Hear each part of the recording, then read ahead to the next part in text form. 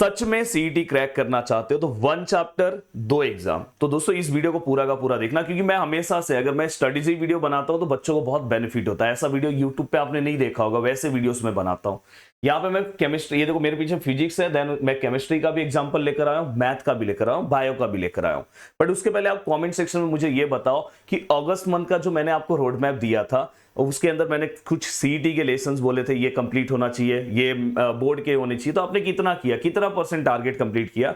अगर आपने 0% भी किया होगा तो नीचे लिखना। आने वाले आपके कमेंट के अकॉर्डिंग मैं एक बहुत बड़ा अनाउंसमेंट कर दूंगा, और आने वाले वीक में मैं अगस्त मंथ से रिलेटेड कुछ ऐसी सीरीज लेकर आऊंगा जिससे आपका अगस्त मंथ का जो भी बैकलॉग है उसको मैं कंप्लीट करवा दूं, या आप अगस्त मंथ का टारगेट कंप्लीट नहीं कर पाया तो उसको मैं कंप्लीट करा दूं। तो आप नीचे प्लीज, हर बच्चा कॉमेंट करेगा कि मेरे स्टूडेंट को जो मैं टारगेट दूं वो सच में उनका पूरा होना चाहिए। अब देखो दोस्तों, यहां पे मेरे पीछे अगर आप ध्यान से देखोगे तो ये फिजिक्स का क्वेश्चन है। देखो बोर्ड क्या अप्रोच रखता है, ये बोर्ड में ऐसे क्वेश्चंस पूछे जाते हैं। इसलिए देखो, अगर पहले मैं आपको बता दूं, ये देखो यहाँ पे बोर्ड है, बोर्ड के हमें क्या करना है, नॉलेज गेन करना है। यहां पे हमें क्या करना है दोस्तों, पता है, यहां पे हमें उस नॉलेज के अकॉर्डिंग आइडेंटिफाई करना है। सीईटी तो ही क्रैक कर लोगे, और दोनों को हमें अलग अलग पढ़ना है, पर दोनों का अप्रोच साथ में होना चाहिए। जैसे मैं जब बोर्ड पढ़ रहा हूं तो मेरे दिमाग में सीईटी रहना चाहिए, सीईटी में हाँ इस टॉपिक में ऐसा क्वेश्चन हो सकता है, तो जब मैं सीईटी पढ़ूंगा तो मेरे लिए बहुत आसान हो जाएगा, मेरे लिए बहुत आसान चीजें हो जाएगी। तो ये अप्रोच से, क्योंकि आपके पास टाइम कम है तो आपको यही अप्रोच यूज करना चाहिए।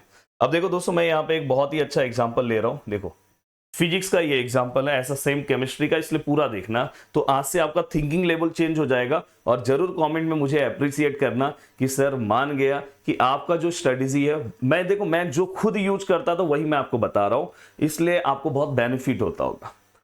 Explain working of PN junction diode with VI characteristic. Working of PN junction diode, ये अभी आगे पढ़ोगे, सेमीकंडक्टर में जाके पढ़ोगे, विद वीआई कैरेक्टरिस्टिक। ये हमें बोर्ड में अगर क्वेश्चन पूछा तो हमें डायग्राम बनाना है, वर्किंग लिखना है, ग्राफ बनाना है, एक्सप्लेनेशन देना है, इतना बड़ा पूरा का पूरा लिखना है। ये अपने दिमाग में इतनी सारी चीजें होनी चाहिए। पर क्या सीईटी में मैं ग्राफ, एक्सप्लेनेशन, वर्किंग, डायग्राम का यूज करके क्या मैं सीईटी क्रैक कर लूंगा? नहीं। जब आप ये बोर्ड में पढ़ रहे हो, सीईटी और बोर्ड दोनों का प्रैक्टिस अलग ही करना पड़ेगा दोस्तों, ये ध्यान रखना। अगर आप सोच रहे हो मैं बस बोर्ड पढ़ के सीईटी क्रैक करूं तो बहुत बड़ी गलती कर रहे हो। पर जब आप ये टॉपिक पढ़ रहे हो तो आपको उस टाइम आपके दिमाग में ये चीज आना चाहिए कि इसमें सीईटी में क्या आ सकता है। तो देखो दोस्तों, इसमें सीईटी में क्वेश्चन कैसे आ सकते हैं। देखो फॉरवर्ड बायस में डिप्लीशन लेयर की विड्थ क्या होगी। अब क्या होगी मतलब नीचे ऑप्शंस में होगा डिक्रीज, इंक्रीज, ऐसे ऑप्शंस में होगा। तो आपको वो देखना है कि कहां पे, अगर कहीं डिक्रीज अगर कुछ पढ़ रहे हो वहां पे आया, कुछ इंक्रीज आया, कहीं पे कुछ यूनिट आया, हाँ कहीं पे ग्राफ जो है, ग्राफ से रिलेटेड कोई एक प्रॉपर एक वर्ड आया, वो सब हमें सीईटी के लिए इंपॉर्टेंट है।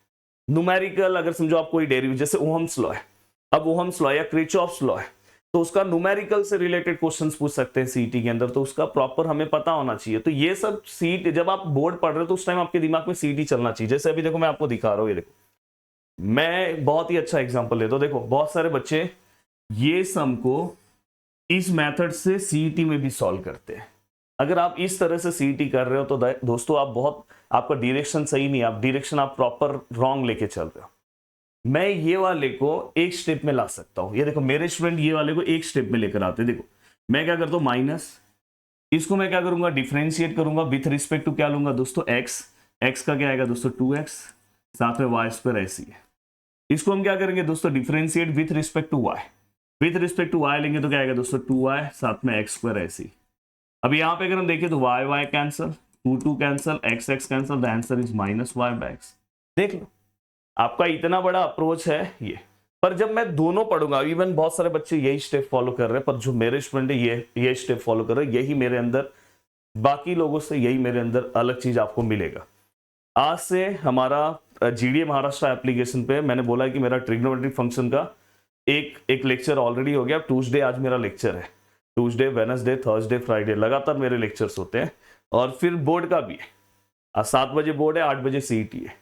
तो आज अगर आप जुड़ते हो तो ट्रिग्नोमेट्रिक फंक्शन मेरे साथ हो जाएगा दोस्तों। अराउंड 6-7 लेक्चर्स लगेंगे मुझे, 7-8 लेक्चर्स लगेंगे, मतलब अराउंड 26-27 तारीख तक हमारा ट्रिग्नोमेट्रिक फंक्शन मस्त तरीके से कवर हो जाएगा। और कवर होके आपका 10 मार्क्स बोर्ड का अलग लेक्चर होता है मेरा, और सीईटी का अलग। तो 10-10 मतलब आपका 20 मार्क्स का काम हो सकता है दोस्तों। तो अगर नहीं जुड़े हो तो जुड़ना है तो जुड़ जाओ। अब देखो दोस्तों यहाँ पे अगर मैं होता तो जैसे बोर्ड में अगर ये क्वेश्चन आया तो मैं पूरा सॉल्व करता। तो मैं अपना सीटी ट्रिक क्यों कहां पे बोर्ड में यूज करता पता है? अपने आंसर को क्रॉस चेक करने के लिए, हाँ मेरा आंसर राइट है कि नहीं, इसको क्रॉस चेक करने के लिए मैं ये ट्रिक यूज करता। ये आंसर मेरा राइट है कि रॉन्ग है उसके अकॉर्डिंग करता। क्या हुआ तूने? हाँ अच्छा चलेगा चलेगा। तो ये वाले में मैं क्या करूंगा पता है? ये अप्रोच यूज करूंगा कि मैं बोर्ड में भी मैं सीटी अप्रोच लेकर आ रहा हूं। मेरे बोर्ड की भी स्टूडेंट को जो सीटी के बैच में उनको बहुत सारे आंसर्स ना बोर्ड के राइट है कि रॉन्ग उनको सीटी के मेरे स्टेप से पता चल जाता है। अब देखो ये आप रफ वर्क में तुरंत करोगे, चेक कर लोगे हाँ मेरा राइट है, आगे निकल गए। अब देखो दोस्तों केमिस्ट्री लेकर आ रहा हूं। केमिस्ट्री है देखो, अब केमिस्ट्री में अगर आप ध्यान से देखोगे, देखो explain the working of galvanic cell with neat and label diagram.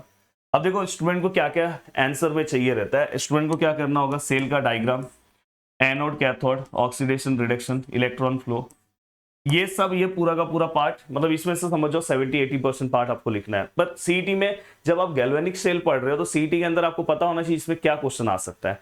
Even board जब पढ़ रहे हो तो थोड़ा सोचते रहो, हाँ उससे क्या होगा आपका बोर्ड का भी स्ट्रांग होगा, क्योंकि बोर्ड भी अब उस लेवल का क्वेश्चन पूछ रहा है। एक एक वन वर्ड्स अगर आप बोर्ड का पेपर अगर आप देखोगे तो आपको पता होगा। जैसे मैंने संडे को मेरे स्टूडेंट के लिए लर्निंग सेशन लिया था, उनको मैंने अराउंड 1 घंटे के अंदर पूरा का पूरा लेसन लर्न करवा दिया, पूरा लेसन लर्न करवा दिया दोस्तों। और अराउंड उसके बाद भी उनको डेरिवेशन भी मैंने करवा के दिया।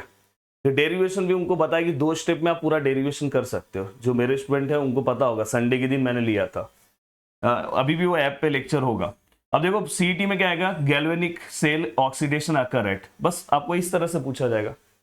इस तरह से सीईटी पूछता है दोस्तों कि ऑक्सीडेशन कहाँ पे होगा, तो ये आपको पता होना चाहिए। तो इस तरह से रिडक्शन कहाँ पे होगा ये आपको पता होना चाहिए। तो इस तरह से जब आप पढ़ रहे हो तो ये भी क्लिक करते हो जो हाँ सीईटी में ऐसा आ सकता है, उससे आपका बोर्ड भी स्ट्रांग होगा। अब देखो explain the effect of temperature on the rate of reaction, ये आपको लिखना है। अगर टेम्परेचर बढ़ाने पर रिएक्शन रेट क्या होगा, वही मैंने बोला ना, इंक्रीज डिक्रीज, ये सब सीईटी का बहुत इंपॉर्टेंट पार्ट है। हाँ कहीं पे कुछ है कि कैसे कैसे कैसे कैसे इंक्रीज होगा, डिक्रीज लेवल पे क्या आएगा, सबसे टॉप पोजीशन पे क्या, बिलो पोजीशन पे क्या है, ये आप पढ़ते टाइम इस तरह से अप्रोच रखोगे। जैसे मैं अगर लूं बायो का, तो देखो दोस्तों बायो में आपको क्या करना है, जैसे अगर मैंने बोला टीएस ऑफ एंथर, बोर्ड के लिए तो आपको पूरा डायग्राम बनाना है, 6-7 पॉइंट याद रखना है। सीईटी के लिए आपको क्या याद रखना है कि आउटर मोस्ट लेयर पे क्या है, आपको ये पता होना चाहिए। यही सब चीजें पूछी जाएगी कि आपको पता होना चाहिए, या उसमें से न्यूट्रिटिव पार्ट के लिए कौन इंपॉर्टेंट है, ये वर्ड आपको पता होना चाहिए, बस हो गया आपका काम। तो आज से आप अपना अप्रोच ये रखोगे तो सच में आप सीईटी जो और बोर्ड है दोस्तों उसको आप आराम से क्रैक कर सकते हो। अब मैं आता हूं अपने पास जो लास्ट 4 मंथ बचा है। देखो मैं अगस्त मंथ का मैं बोलूंगा, अभी भी आपके पास डे बाकी, इसका टारगेट इसी मंथ में देखो, अपना टारगेट है अगस्त मंथ में एओडी, जो मेरे एप्लीकेशन पे स्टूडेंट है उनको मैंने कवर भी करा दिया है। हाँ सीईटी में जो आप यूट्यूब से मुझे फॉलो कर रहे हो, इस सैटरडे को मैं लाइव सेशन लूंगा तो आपका भी ये लेसन मैं कवर करा के दे दूंगा, मतलब आपका भी ये पार्ट हो जाएगा नाइट आउट सीरीज में। ट्रिग्नोमेट्रिक फंक्शन ऑलरेडी मेरा चल रहा है, और पेयर ऑफ स्ट्रेट लाइन भी मैं कवर कराने वाला हूं। तो मतलब ये आपका, और ये मिला के 20 मार्क्स, ये कम से कम 4 क्वेश्चन 8 मार्क्स, ये 5 क्वेश्चन 10 मार्क्स, ये 1 क्वेश्चन 2 मार्क्स, मिला के 20 मार्क्स हो गया। और देन दोस्तों इसके बाद 10 मार्क्स आपको फिजिक्स का प्रिपरेशन करना चाहिए और 10 मार्क्स केमिस्ट्री का। मतलब हर मंथ में आपको 40 मार्क्स का सीईटी का प्रिपरेशन करना चाहिए। अगर समझो आपने 40 यहाँ पे किया, पीसीएम वाले 40 यहाँ पे किया, 40 यहाँ पे किया, 40 यहाँ पे किया, 160 मार्क्स का प्रिपरेशन नवंबर तक आपका सीधा सीधा हो गया।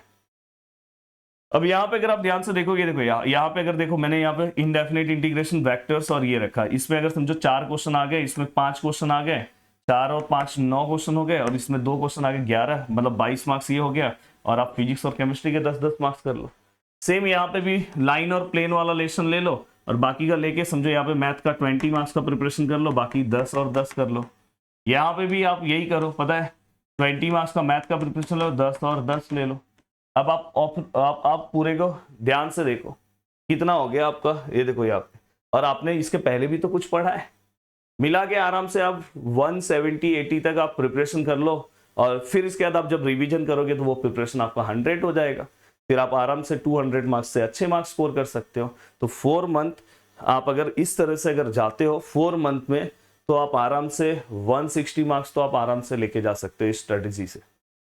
और मैं आपको यही बोलूंगा साथ में बोर्ड भी मैनेज करो। देखो साथ में बोर्ड के भी ये लेसन कवर करो। बोर्ड में भी ये लेसन 10 मार्क्स का है दोस्तों, बोर्ड में ये लेसन 9 मार्क्स का है दोस्तों। तो आपको ये पता होना चाहिए कि आप बोर्ड का भी साथ में प्रिपरेशन कवर अप करते चलो। अगर अभी मेरा 25 क्वेश्चंस का पार्ट था, अब उसमें देखो पेयर ऑफ स्ट्रेट लाइन का जो मैंने क्वेश्चंस कराया, एवरग्रीन क्वेश्चंस कराया, वो आप सॉल्व करो। देखो 80% पार्ट तो आपका लेसन उधर ही खत्म हो चुका है। अगर आप जाके बुक ओपन करके चेक करोगे तो बोर्ड के क्वेश्चन पेपर उठा के देखो ना, आपको 80% पार्ट ऐसे ही सॉल्व करने आ रहा है। तो मैं आपको यही बोलूंगा कि आप स्ट्रेटेजी प्लानिंग वाइज बहुत अच्छे से आप मार्क्स स्कोर कर सकते हो। मिलते हैं दोस्तों नेक्स्ट वीडियो में। Bye bye, tata. और अच्छे से आप अपना प्रिपरेशन करते रहो। और अगर आपको मुझसे पर्सनली पढ़ना है तो आप जीडीए महाराष्ट्र एप्लीकेशन पे आ सकते हो और बहुत ही अच्छे से आप अपना प्रिपरेशन कवर कर सकते हो। चलो बाय बाय।